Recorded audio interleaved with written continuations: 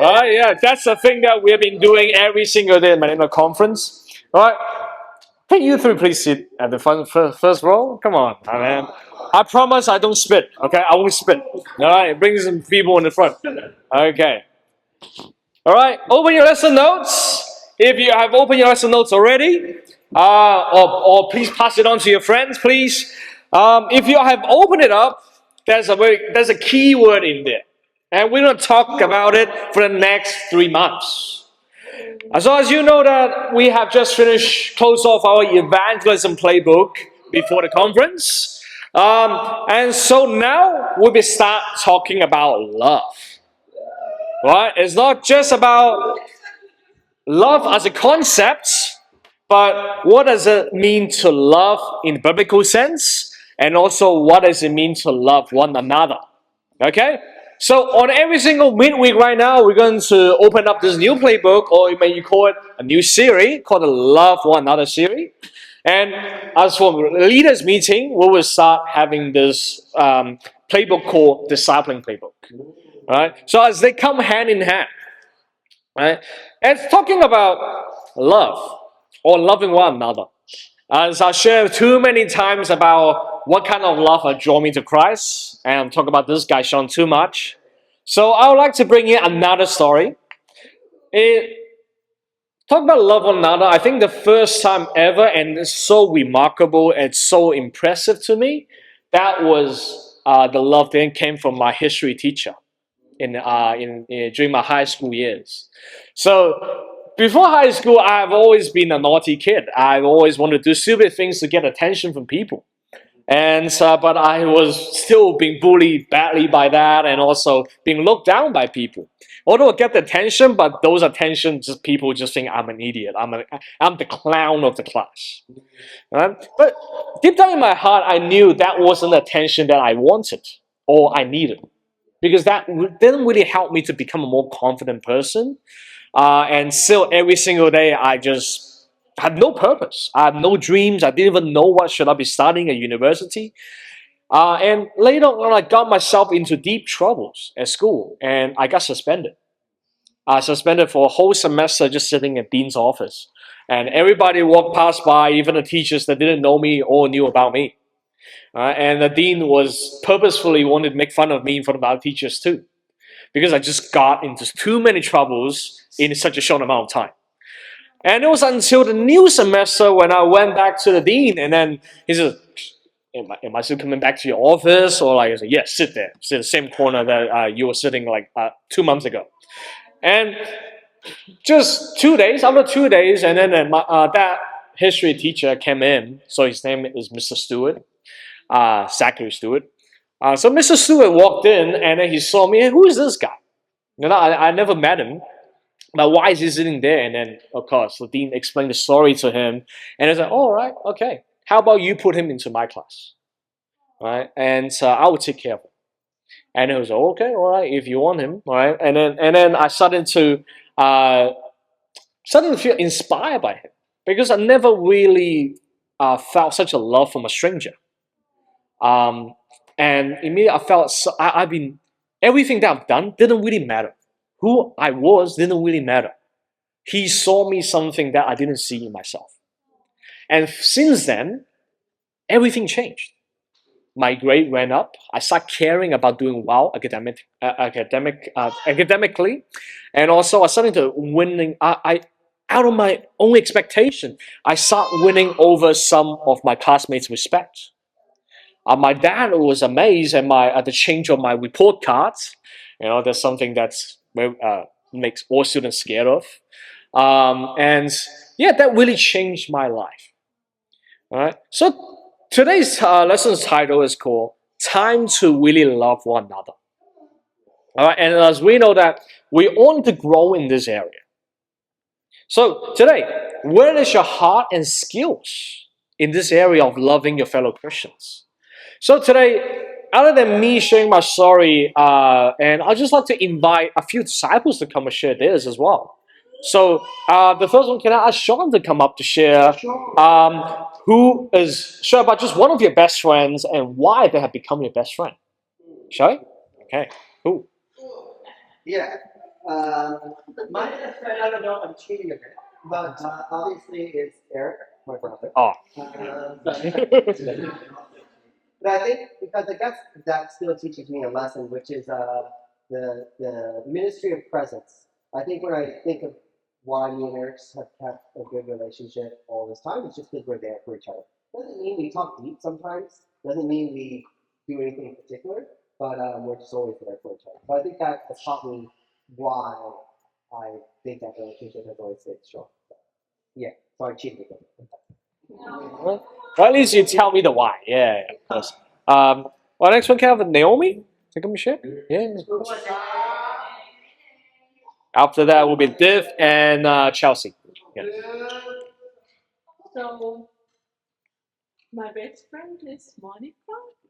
So is the reason is what? What's sorry? Yeah, just like why she has become your best friend. Just a brief story. Yeah. So it started we lived together like a couple years, and then we went through same things, like spiritually, especially, and then how we really encourage each other to just holding the Bible. It really helped us to be come together.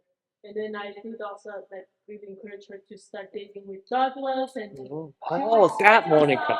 and Okay. also she helped me to start with Paul, and we just really like come together to like because also I do think that she really knows me really well.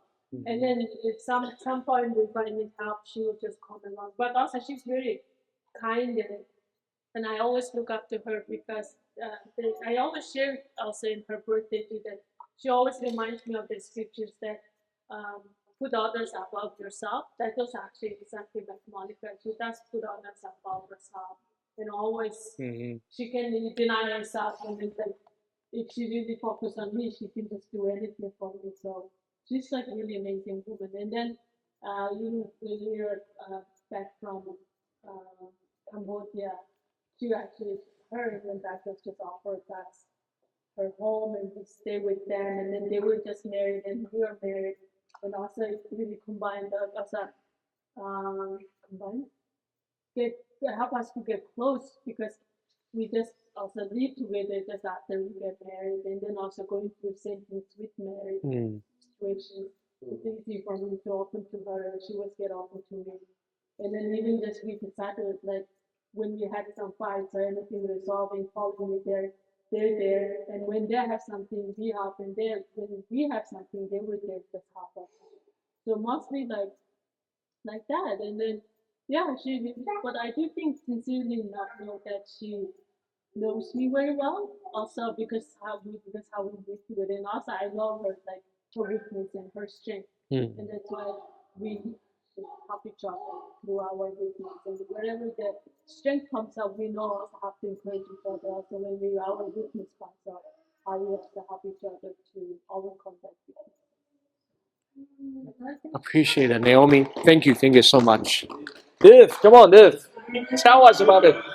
I've got a lot of best friends now. Oh, okay. But like the same answer, and like probably like the most long lasting answer is probably like the manual.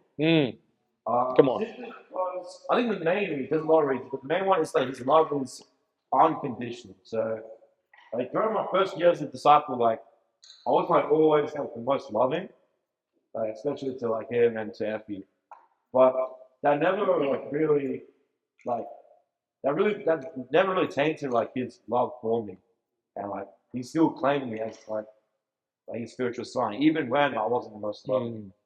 So that's how I know that his friendship is real because he's been patient with me throughout everything and still loving me in spite of me hurting him a lot. So that's one of the main reasons that yeah, he's one of my best friends, as well as the fact that he's not afraid to confront me when I do that. And he's not afraid to correct me when I do that. So that's why he's my best friend. Yeah. Come on, Div. Thank you. And Chelsea. Come on, Chelsea, come over here. Yeah. I also have a lot of best friends in this church. I think the most unexpected one is me and Mika.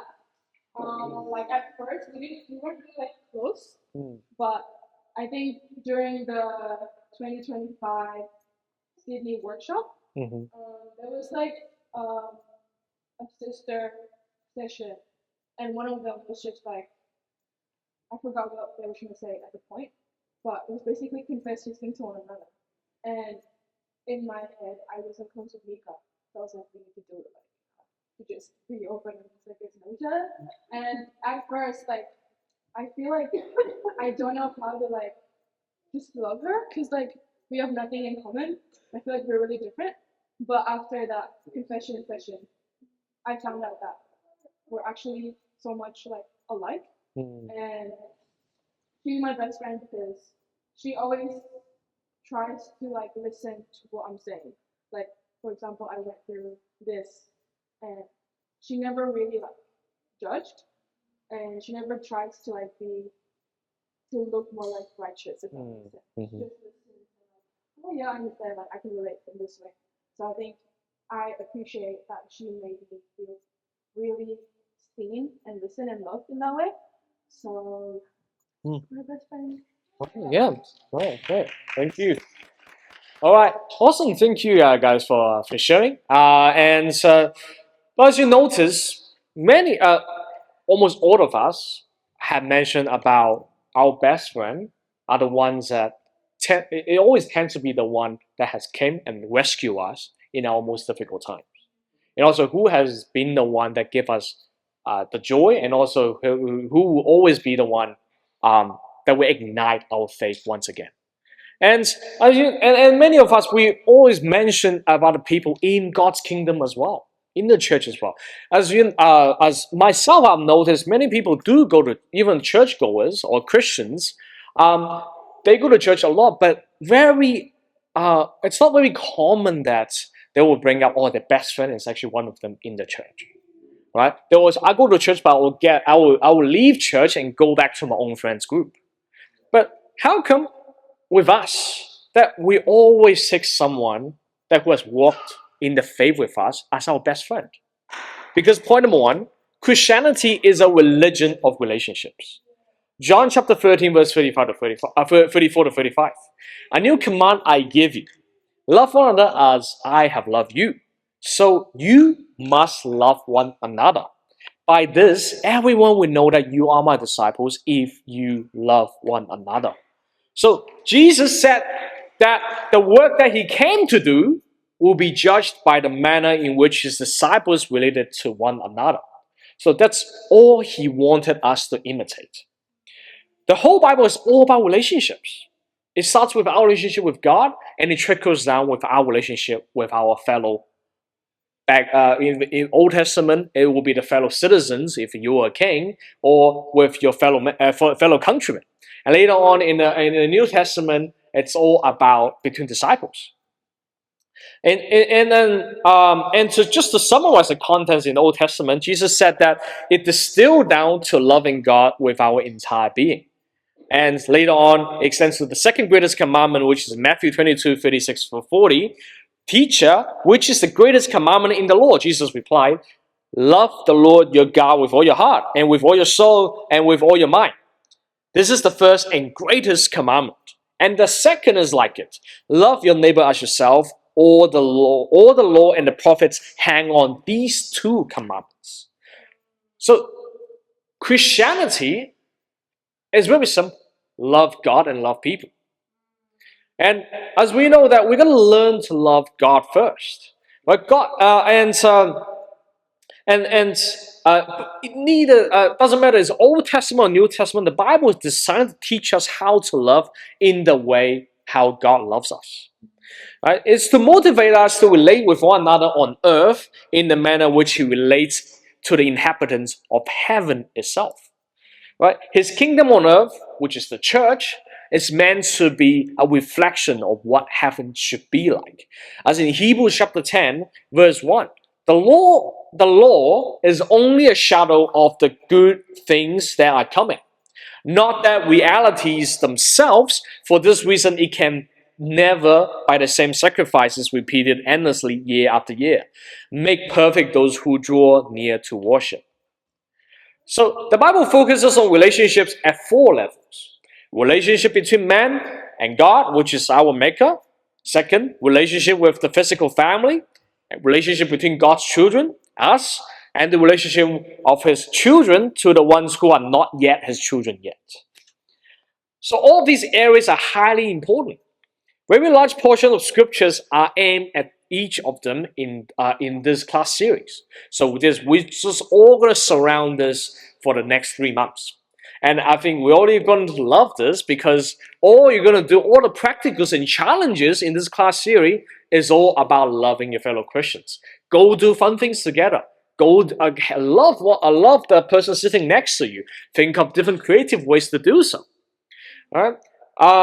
And the initial lessons are specifically dealing with one another relationships. So I have so much amazement coming out from this conference in Manila, right? Not only I didn't only get to meet the old friends from the Austro-China churches, but this time also got to meet with the Manila disciples and disciples from other parts of the Philippines. And some of them I met them quite often online, which are the church leaders, and some of them never even met them, and then I even got to know them just by walking into the conference, and they just came out and talked to me. And this is something that's it's something that's very unique to be shared in God's kingdom. And the Manila disciples did a remarkable job to build up this conference. They did a remarkable job facilitating everything. Based on my observation, like when I just look at the economic situation, right? Like how much they would spend on food and also the pricing of each like dishes. It's just how amazing it is that they build up something just by scratch. They build like a whole boxing ring in the middle of a stadium. The next day they we move it, turn it into a basketball court, and the afternoon turn it into like a Pinoy games. And later on in the at night they turn into like a talent show. Right? It's all by their own bare hands. Right? And downstairs of the stadium, they are selling food as well to raise up mission funds. It's all about their hearts. And also the social well-being status as well. When I walk on those streets, some of the like pedestrian walking, you just could not even walk on the streets. But despite that, the chaos and also the unorganized, urban planning, they couldn't care about that at all. All they could care about is like how to encourage us, how to make it fun. How like they know that we're coming, and they did the best to give all their heart to facilitate the whole entire conference, and they complain about nothing. All I can hear from them, I have not heard a single word of complaint about, this brother or this leader is not leading this church well, or like they didn't even complain about Manila's traffic or whatever. But as we were just like, oh, this is crazy, this is insane. I couldn't imagine myself living in there for over years. But these disciples we can see the genuine joy they have for God. And this is something that's sometimes we even reflect on. I reflected on myself. Sometimes my joyfulness in God can be influenced by a moment of dissatisfaction. Let's say I couldn't get an order right at a restaurant. I couldn't have maybe one conversation didn't go well with my wife, or maybe one plan falls off in my daily schedule. Right? And in return, under Joe's leadership as well, I remember on the last day of the conference, which is the church service on a Sunday, before the church service began, the Manila disciples, they designed this conference shirt they wanted to sell to raise some mission funds, but they still had over 100 left at the venue. And under Joe's leadership, and he called up all the first row disciples, all the leaders to trickle the message down, hey, let's all help out. And just right, I got to the venue by 9:45, 9:50. I was going to buy some and just to give out some to the fellow disciple as well. They were all gone already. All right, and just to see that the family that we have, despite of economic differences, despite of cultural differences, at the beginning we might have some cultural shock, but by our love that we call to imitate from Christ, and we can just see how these two worlds just being merged together, right? And on top of that, I got to exchange some deep feelings and thoughts that, or some misunderstandings get to clear out the way between me and other brothers. Some of the brothers that I got into some misunderstanding with. I got to resolve some misunderstandings, and because this conference has taught me that nothing really matters as long as you see that brother or sister come to the conference and you know that they're still faithful. That's what matters the most. In the past, even if in Sydney, conference in Sydney, conference in Auckland, some of the conversation we had, we were just comparing. It's like, oh, last year we did this, that was better, and this year we did this, okay, this is better. But when I went to Milan conference, it's all about friendship, it's all about love, it's all about the human heart. Nothing of those really matter. Nothing, even the things that we said, we have heard each other matter anymore. So when we saw each other, when we learned what we saw, it's like, this is what matters, as long as I can see you. All right? And I'm just so glad to see and know that people are still faithful, despite their flaws, despite like some people that are taken away from leadership because of their sins. Nothing matters more than our perseverance in the faith. So I want to lift you all up here, Melbourne. Right? So much had happened in the Melbourne church. Although we're a young church, but so much had happened. Right? So many people left. And many of you were hurt deeply, exhausted, confused, persecuted, and yet you are still here.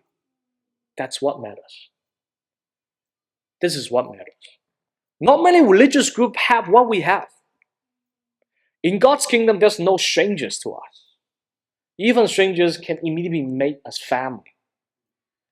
No boundaries for help. It's not because someone lives in a different country that we are not able to help. As long as we get to know each other, help is on its way. Anytime. There's no trading and giving. It's not that I scratch your back, you scratch my back, I scratch your back, this kind of concept. Most religious groups are declining and dying because they have no real one another relationships within the particular group.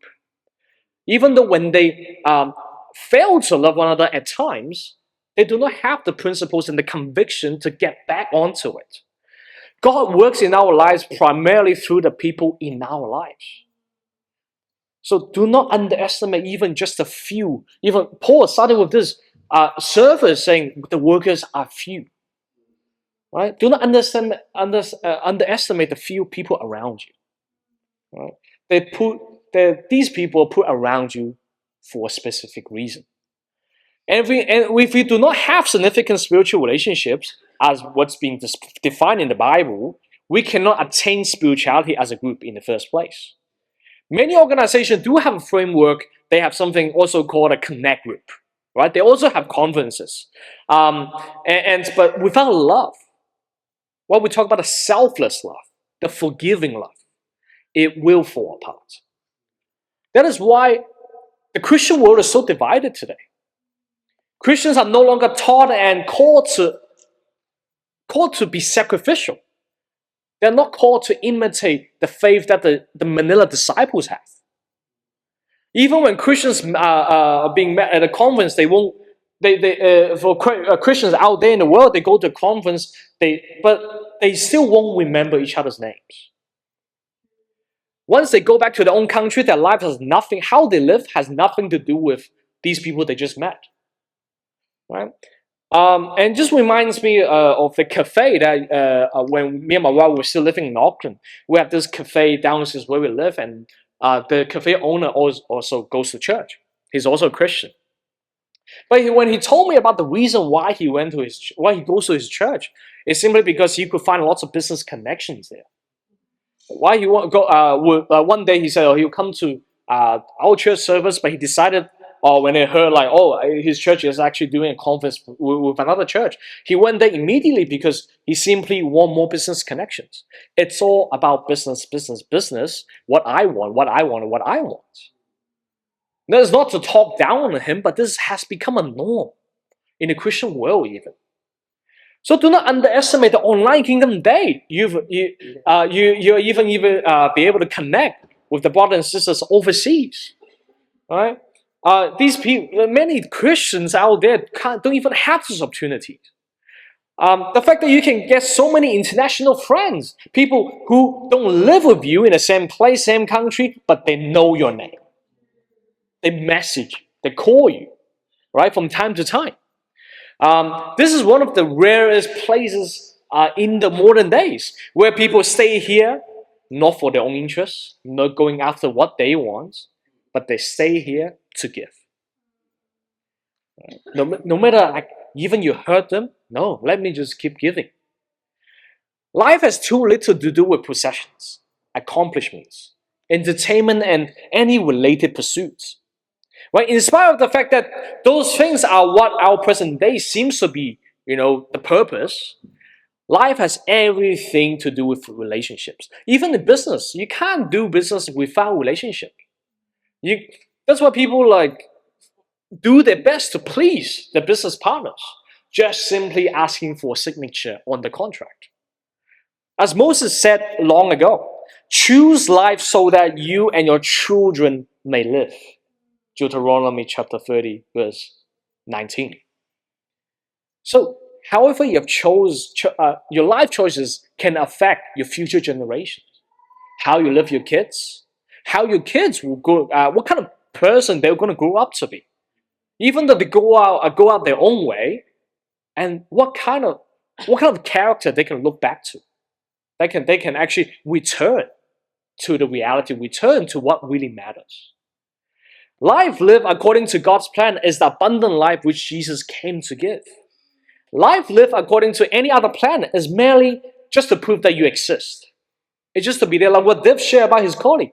He has that guy has $100,000 worth of collection underneath his basement, enjoying the presence, the existence with dust and his own admiration. But that's it. This is at best and at worst misery, right? And going to the Melbourne conference helped me to reassess my own life, what God has really given me, what has God's plan really has opened up for me. Because I shared a bit before I left to the conference that my friend, I had this phone call with my friend, and then he challenged me on my faith, and also he made me question about my decision to follow God and to take on leadership at church as well. But when I went to the conference, I get to see these disciples, that the amount of this unseizable joy that they have, despite of the life circumstances, it helps me to reassess my own life. And then, man, why would I get affected by this guy when I'm married, he's not married? I have a bunch of friends, and he's getting upset that me being one of his only friends now is different. He's been affected by the circumstances around him, despite he's working in one of the top companies in the world. But yet, I'm happily married. I got friends that I can lay my life down to. I have friends who are not even living in the same country with me will come and help me. And I have friends that I will go to Manila, and seeing them, they are so happy to see me. They want to talk to me. They want to ask me questions. And then I can ask them questions as well. Why am I getting affected by that? So, we got to really, sometimes we just need this moment of refreshment, this connection, this kind of loving one another relationship to help us to refresh ourselves to really see God's plan again. Because God's plan has never really gone out of the equation of relationships with people. So therefore, choose the way of life designed by God, which is to say, choose life which is so deeply enwombed within the Christian fellowship, that all we see us will say, see how they love one another. And this is what Jesus says. You're going to convert people? You just will simply let them to see that, wow, look at how they love one another. Even these two guys this guy do something wrong against this guy, and then they can resolve in a split second. It's like, whoa. Like, I could never imagine that. Before becoming a disciple, I could even never imagine relationships can be repaired. That's why I've been running away from relationship after relationship, friendships, even with my own family. And it was only until I got into, I repented, got baptized, and my challenge to get baptized just to simply to mend my relationship with Mom. And it was that easy. One phone call, done.